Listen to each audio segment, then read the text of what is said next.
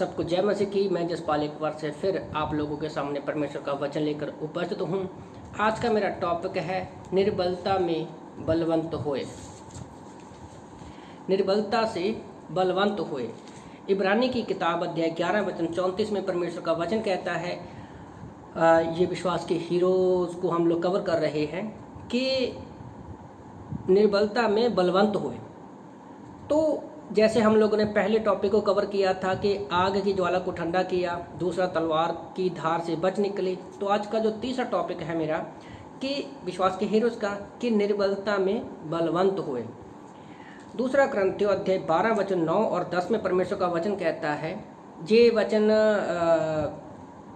पौलुस लिखता है, पर उसने मुझसे कहा मेरा अनुग्रह तेरे लिए काफ़ी है, क्योंकि मेरी सामर्थ्य निर्बलता में सिद्ध होती है। परमेश्वर की सामर्थ्य जो है वो निर्बलता में सिद्ध होती है, क्योंकि इसलिए मैं बड़े आनंद से अपनी निर्बलताओं पर घमंड करूंगा कि मसीह की सामर्थ्य मुझ पर छाया करती है। इस कारण मैं मसीह के लिए निर्बलताओं और निंदाओं और दरिद्रता और उपद्रवों और संकटों में प्रसन्न हूँ, क्योंकि मैं जब निर्बल होता हूँ तभी मैं बलवंत होता हूँ। तो यहाँ पर पौलुस जो है उसके शरीर में एक कांटा चुभता है, वो 3 बार प्रार्थना करता है, परमेश्वर उसकी प्रार्थना का उत्तर नहीं देता, उसको वो यही कहता है कि तेरे लिए मेरा अनुग्रह ही काफ़ी है। तो हमारी हर प्रकार की निर्बलताओं में क्या है, परमेश्वर का अनुग्रह ही काफ़ी है, और परमेश्वर के अनुग्रह से ही हम निर्बलताओं में क्या है, बलवंत होते हैं। मैं एलिया नबी के बारे में सोच रहा था कि निर्बलता क्या है, निर्बल हम कब होते हैं। एक आदमी निर्बल जो आत्मा में, शरीर में और प्राण में होता है, वो निर्बल बीमारी में होता है, निर्बल वो नैतिकता में हो सकता है। कुछ लोग बलवंत होते हैं पर निर्बल होने का क्या है, दिखावा करते हैं। पर इसके उल्ट कुछ लोग बलवंत होते हैं पर निर्बल होने का दिखावा करते हैं। कुछ लोग निर्बल होते हैं और बलवंत होने का क्या है, दिखावा करते हैं। पर ये दोनों कैटेगरी के लोग क्या है, परमेश्वर के सामर्थ्य को नहीं जान सकते और वो कभी भी बलवंत नहीं हो सकते। एलिया के बारे में मैं पढ़ रहा था, पहला राजा अध्याय 17 वचन 6 में, कि जब 3 साल का अकाल पड़ा, उसको भूख लगी, तो परमेश्वर ने उसकी भूख की निर्बलता में उसको कौओं के द्वारा मांस देकर क्या किया, उसको बलवंत किया। उसके बाद हम देखते हैं कि जब सारपत की विधवा के द्वारा परमेश्वर उसकी भूख में जो निर्बल था उसको खाना देकर परमेश्वर ने उसको बलवंत किया। और एक जगह पर देखते हैं कि उसको चलने में वो निर्बल हो जाता है। पहला राजा अध्याय 18 में हम लोग देखते हैं कि जब 3 साल के बाद बारिश आनी होती है तो वो परमेश्वर की शक्ति पाकर इतना तेज भागता है कि आहाब के रथों को पीछे छोड़ता हुआ वो येजरेल तक क्या है, दौड़ता है। जैसे पीटी ऊषा से भी वो ज़्यादा दौड़ता है। तो जो चलने की निर्बलता में परमेश्वर ने उसको बलवान किया।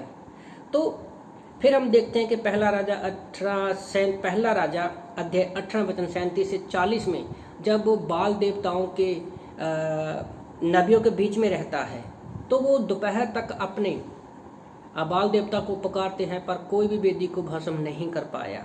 तो वो परमेश्वर ने उसको, वो भले अकेला था, निर्बल था, पर प्रार्थना के कारण वो बलवंत हुआ। और हम जानते हैं कि जब उसने विश्वास के साथ प्रार्थना किया तो 10 सेकंड की प्रार्थना के साथ पूरी की पूरी वेदी जो थी वो भस्म हो गई, और सारे जितने भी बाल देवता के नबी थे वो भी सारे क्या कर दिए, उसको नष्ट कर दिए। तो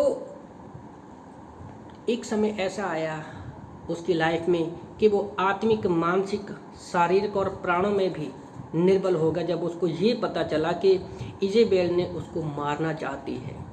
सोचो ना, एक व्यक्ति 450 नबियों के बीच में अकेला है। वो इंसान होने के नाम से हर एक व्यक्ति जो है, जब उसके लाइफ में परिस्थिति आती है तो वो निर्बल हो ही जाता है। वो इतना टूट गया कि वो मौत की प्रार्थना करने लगा। उसने कहा, परमेश्वर मैं अकेला हूँ। पहला राजा अध्याय 19 वचन 1 से 18 में हम इस स्टोरी को पढ़ सकते हो। तो वो मौत की भीख मांगने लगा।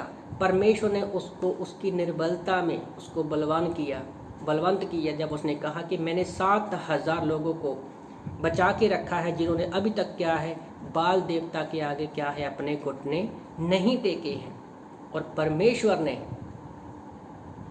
ने उसको मौत भी नहीं आने दी। और दूसरा राजा अध्याय 2:11 में हम देखते हैं कि एलिया को परमेश्वर ने मौत भी नहीं आने दी और उसको स्वर्गरोहण उसका हो गया, उसका रैप्चर हो गया। तो एक दिन ऐसा आएगा कि परमेश्वर हमें भी रैप्चर में क्या है, उठा लेगा। और उसके बाद हम उसके चेले अलीशा के बारे में देखते हैं कि ज़रूरी नहीं है कि हम किसी को मार कर या डरा कर या धमका कर ही बलवंत बने। हम किसी को प्रेम करके उसको बचा कर भी बलवंत बन सकते हैं और ऐसा या बलवंत बना सकते हैं। जैसे एलिया की किताब अध्याय दूसरा राजा अध्याय 6:8 और 23 में हम इस कहानी को देखते हैं, जब अरामी राजा ने अलीशा और उसके टहलियों के साथ उसको घेर लिया। तो क्या है, वो अभी पूरी रीति से फंसे हुए थे, निर्बल थे, पर उसका उस घिरे हुए में, उस निर्बलता में भी क्या वो बलवंत निकला। जब उसने अलीशा ने एक शब्द कहा, दूसरा राजा अध्याय 6:16 में उसने अपने टहलियों से कहा कि जब अलीशा ने अपने टहलियों से कहा, क्योंकि जो हमारी ओर है वह उनसे अधिक है जो उनकी ओर है। तो ये विश्वास है। तो कई बार क्या होता है कि हम बहुत सारी परिस्थितियों में, परेशानियों, चिंताओं में घिर जाते हैं, पर हमें ये अलीशा का ये स्टेटमेंट हमेशा याद रखना कि जो हमारी ओर है वो सारी परिस्थितियों से क्या है, ऊपर है। और परमेश्वर सारी परिस्थितियों को बदल सकता है पलक झपकते एक ही झटके में। और वही हुआ। फिर उसने प्रार्थना की, दूसरा राजा अध्याय 6:17 में जब उसने प्रार्थना की कि परमेश्वर अरामी सेना के सैनिकों की क्या है, तो आंखों को बंद कर दे। और जब वो आंखें बंद करते हैं वो अंधे हो जाते हैं, और जब उनकी आंखें खुलती हैं तो वो सारे के सारे लोग क्या है, अपने आप को सोमरोन के बीच पाते हैं, इजराइल के राजा के पास। तो इजराइल का राजा कहता है कि हे मेरे पिता, क्या मैं इनको मार दूं? पर उस समय जो बलवंत हुआ अलीशा, उनको मार कर नहीं, बल्कि उसने कहा, अलीशा ने राजा को कहा कि इनको मार मत, इनको खाना खिला। और जब उसने बहुत बड़ा वहाँ पर बोझ किया गया, दूसरा राजा अध्याय 6:23 में, और हम जानते हैं कि अलीशा वहाँ पर बिना किसी हथियार के क्या है, निर्बलता में वो बलवंत बना। और जो सेवक उनको मारने के लिए आए थे वो भी निर्बल थे, पर अलीशा के द्वारा प्रेम और उनको बचा कर क्या है, उनको भी बलवंत किया। तो हमारी लाइफ में ये चीज़ होना इम्पॉर्टेंट है, निर्बलता में बलवंत होना। मैं यीशु मसीह के बारे में सोच रहा था, मत्ती 4 में जब वो भूख से निर्बल था तो शैतान ने क्या है, उसको कमज़ोर करने की कोशिश की, उसको लालसाओं में डाला। पर यीशु मसीह ने कहा, वचन में लिखा है, वचन में लिखा है। तो परमेश्वर वचन के द्वारा, लिखे हुए वचन के द्वारा क्या हुआ, बलवान हुआ। आज लॉकडाउन चल रहा है, बीमारी की वजह से चारों तरफ क्या है, सब लोग प्रॉब्लम में हैं, पर हमें क्या है, जब हम वचनों में बने रहते हैं तो परमेश्वर हमें वचनों से क्या है, इस निर्बलता में हमें बलवान करता है।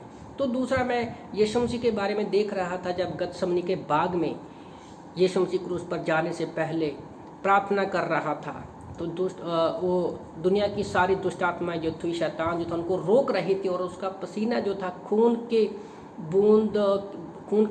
रूप में, बूंदों के रूप में नीचे गिर रहा था। पर हम देखते हैं कि परमेश्वर ने वहाँ पर कैसे एक स्वर्गदूत को भेजा जो उसको निर्बलता में उसको सामर्थ्य दिया। तो हम भी कई बारी परिस्थितियों में आ जाते हैं, तो परमेश्वर का स्वर्गदूत हमेशा हमारे साथ रहता है, जो हमारी निर्बलता में हमें क्या है, साथ देता है। तो आज हम कैसे निर्बलता में सामर्थ्य पा सकते हैं?